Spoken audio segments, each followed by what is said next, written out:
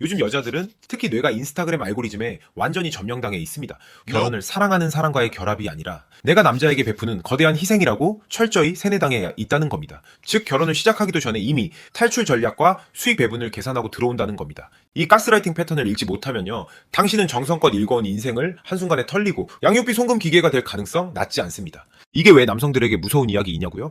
요즘 결혼정보회사 이야기 들어보셨나요? 화려하게 꾸미고 백마 탄 왕자를 기다리는 여성들로 테이블은 꽉 찼는데 정작 그 맞은편 남자들 자리는 텅텅 비어 있습니다. 언론에서는 초식남이니 인구 감소니 하며 남성들이 약해졌다고 떠들죠? 틀렸습니다. 그 남자들 어디 증발한 게 아닙니다. 철저하게 계산해보고 투자 대비 수익률이 마이너스인 이 불공정 거래 시장에서 조용히 손절치고 나간 겁니다. 지금 2030 여성들 사이에서는 본인들이 왜 결혼 시장에서 악성 재고 취급을 받으며 나락으로 가고 있는지 모르는 경우가 많습니다. 아니 사실은 알면서도 인정하고 싶지 않은 거겠죠? 현실 감각이 고장난 그녀들의 머릿속을 지배하고 있는 기괴한 5가지 심리 패턴, 그리고 결혼 전 반드시 걸러야만 하는 여자의 결정적 특징들, 오늘 아주 적나라하게 파헤쳐 보겠습니다. 이걸 모르면요, 여러분도 모르는 사이에 평생 남의 뒤처리나 하며 사는 퐁퐁남이 될 확률이 수직 상승합니다. 자신의 소중한 자산과 인생을 지키고 싶다면 오늘 영상 끝까지 집중해보세요. 지금 시작합니다.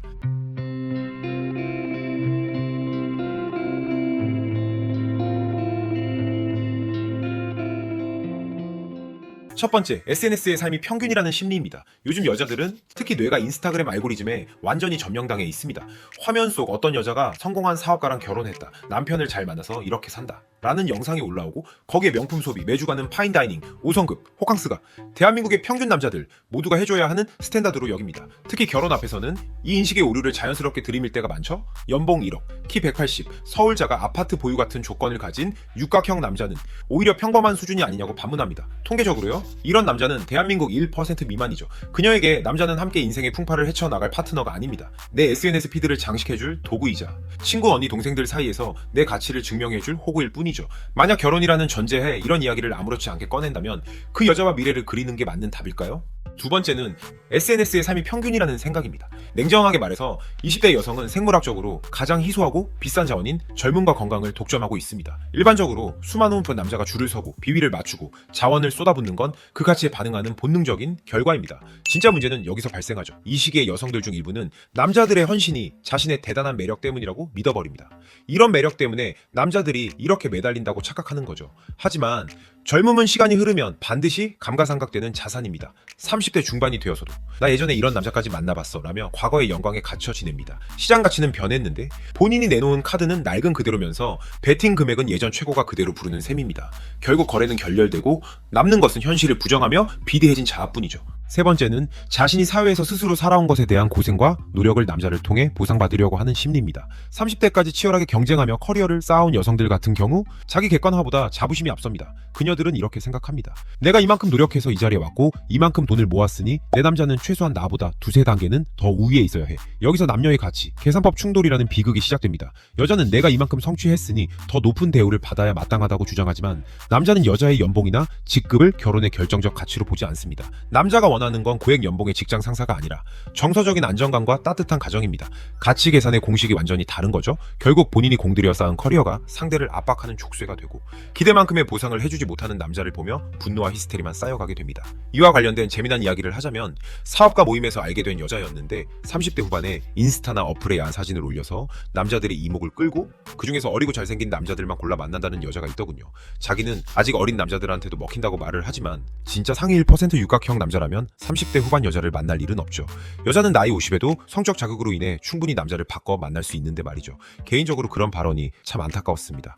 네 번째, 가치 하락을 부정하는 인지 부조화, 시장의 냉정한 평가를 정면으로 거부하는 태도입니다. 시장 원리는 간단합니다. 물건이 안 팔리면 가격을 내리거나 상품성을 개선해야 하죠. 하지만 이들은 자신의 눈높이는 끝까지 고수한 채 세상을 비난합니다. 요즘 남자들은 초식남이 많다더라. 남자들이 가성비만 따지고 쪼졸해졌다며 시장 자체를 부정합니다. 특히 나이가 들면서 겪게 되는 생물학적 가치의 변화를 철저히 외면합니다. 남자가 본능적으로 젊음을 선호하는 건 인류 역사 수만 년간 각인된 종족 번식의 전략인데 이걸 구시대적 사고나 여성 혐오라고 몰았습니다. 현실을 인정하지 않고 내가 왜? 라고 우기는 상인에게 물건을 살 손님은 없습니다. 결국 자신의 가치를 알아주지 않는 세상을 원망하며 거래가 끊긴 매대에 홀로 앉아 노처녀라는 나락으로 서서히 침몰하게 되는 케이스가 많습니다. 그러면서 모든 실패와 불행을 피해자 서사로 완벽하게 포장한다면 더욱 조심하세요. 연애가 꼬이고 결혼이 무산되는 이유를 전부 사회 구조 탓, 무책임한 남자 탓, 나를 이해 못하는 부모 탓으로 돌립니다. 그래야만 자신의 잘못된 선택과 오만을 직시하지 않아도 되니까요. 5번째, 여초 인프라에 절여진 가스라이팅의 희생양과 설계자들입니다. 가장 경계해야 할 마지막 유형이죠. 바로 잘못된 여초 인프라와 주변 지인들에게 가스라이팅 당해 뇌구조가 개조된 여성들입니다. 이들의 특징은요, 결혼을 사랑하는 사람과의 결합이 아니라 내가 남자에게 베푸는 거대한 희생이라고 철저히 세뇌당해 있다는 겁니다. 주변의 소위 아는 언니, 친척 언니, 혹은 익명의 여초 커뮤니티에서는 매일같이 이런 말들을 주입합니다. 여자는 결혼하면 손해다, 남 좋은 일만 시키는 거다, 애는 남자를 위해 낳아주는 거다. 이런 말도 안 되는 논리에 절여지면요, 여성은 결혼 생활 내내 남편을 고마운 동반자가 아니라 조금만 다퉈도 나의 희생을 착취하는 가해자로 보게 됩니다. 여기서 더 나아가면 소름 돋는 플랜 B까지 머릿속에 설계합니다. 젊을 땐 충분히 즐기다가 나중에 적당히 능력 있는 남자 잡아서 결혼해라. 그러다 안 맞으면 이혼하고 위자료랑 양육비 받아서 애만 키우며 사는 것도 나쁘지 않은 옵션이다 라는 식이죠. 즉 결혼을 시작하기도 전에 이미 탈출 전략과 수익 배분을 계산하고 들어온다는 겁니다. 이 대목에서 혹시 누군가 떠오르지 않으십니까? 최근 연예계를 뜨겁게 달궜던 정우성 씨 사건이 오버랩되는 건 왜일까요? 비혼을 선언하고 자유롭게 살겠다면서도 아이는 갖고 싶고 그 아이의 아버지는 최상위 스펙을 가진 남자여야 하며 결혼이라는 구속은 거부한 채 경제적 지원과 아빠로서의 의무만 요구하는 모습. 80년대생, 90년대생 여성들 사이에서 유행처럼 번지는 이 지인 언니의 가스라이팅에 종착역 사례들 생각보다 많습니다. 여러분의 여자가 알있다면 그녀의 주변 인프라를 반드시 확인해보세요. 그녀가 누구와 대화하고 어떤 커뮤니티를 보며 누구를 롤모델로 삼고 있는지 말이죠. 이 가스라이팅 패턴을 읽지 못하면요, 당신은 정성껏 읽어온 인생을 한순간에 털리고 양육비 송금 기계가 될 가능성 낮지 않습니다. 이게 왜 남성들에게 무서운 이야기이냐고요? 만약 당신이 그녀를 동정해 곁에 머물게 된다면 당신은 머지않아 그녀의 인생을 망친 주범으로 지목될 것이기 때문이에요. 오빠 때문에 내가 더 좋은 사람 만날 기회를 놓쳤어. 너 때문에 내 청춘이 다 날아갔어. 라는 가스라이팅이 일상이 됩니다. 이런 유형은 주변의 긍정적인 에너지를 모조리 빨아들이는 블랙홀과 같습니다.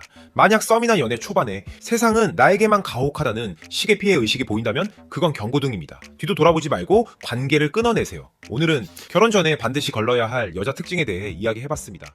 한 가지 분명하게 말씀드리면 30년 이상 살아온 사람을 바꾸는 건 쉽지 않습니다. 특히 가치관은 더더욱 쉽게 바뀌지 않습니다. 그래서 중요한 건 바꾸는 게 아니라 처음부터 제대로 걸러내는 것입니다. 오늘 제가 드린 이야기는 특정 성별을 미워하자는 얘기가 아닙니다. 여러분 인생에서 가장 소중한 자산, 바로 시간과 감정을 낭비하게 만드는 예비 위험 관계를 미리 피하자는 이야기입니다. 솔직히 말해서 100명 중 90명은 이런 왜곡된 패턴 속에 갇혀 있을 수도 있습니다. 하지만 중요한 건 그게 아닙니다. 여러분이 나머지 10%를 알아볼 수 있는 사람이 되는 것, 그게 진짜 핵심입니다. 그러기 위해선 먼저 남이 정해놓은 기준이 아니라 여러분만의 기준을 세워야 합니다. 세상이 말하는 조건, 상대가 내세우는 허세, 그런 것을 흔들리는 순간 이미 관계의 주도권은 넘어간 상태입니다. 여러분 자신의 가치를 정확히 알고 그 기준 위에서 사람을 선택하세요. 진짜 괜찮은 사람은 당신의 현재 잔고가 아니라 당신의 가능성과 인성, 그리고 함께 만들어갈 미래를 보고 옆에 남는 사람입니다. 오늘 이 영상으로 여러분이 사람을 보는 기준, 그리고 관계를 선택하는 기준, 쉽게 말해 여자를 보는 안목을 한 단계 올라가셨으면 좋겠습니다.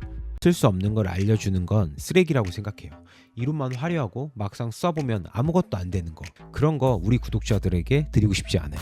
오늘 알려드린 거 전부 제가 직접 쓰고 수강생들이 직접 써서 결과를 낸 겁니다.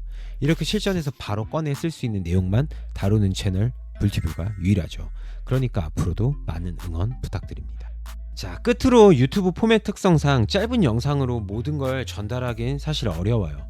오늘 영상 보시고 이 관점에 공감하신다면 프레임에 대한 더 깊은 이해가 필요합니다. 연애 초반부터 프레임을 잡고 여자가 자연스럽게 당신을 원하게 만드는 법, 이것을 담은 접근의 법칙 PDF 자료를 준비했어요. 원래 33만원 상당의 자료인데 지금 기간 한정 무료입니다. 기회가 있을 때 꼭 받아가세요. 링크는 고정 댓글에 있습니다. 구독과 좋아요를 눌러주시면 다음 불티비 영상도 놓치지 않고 보실 수 있으니 추천드리고요.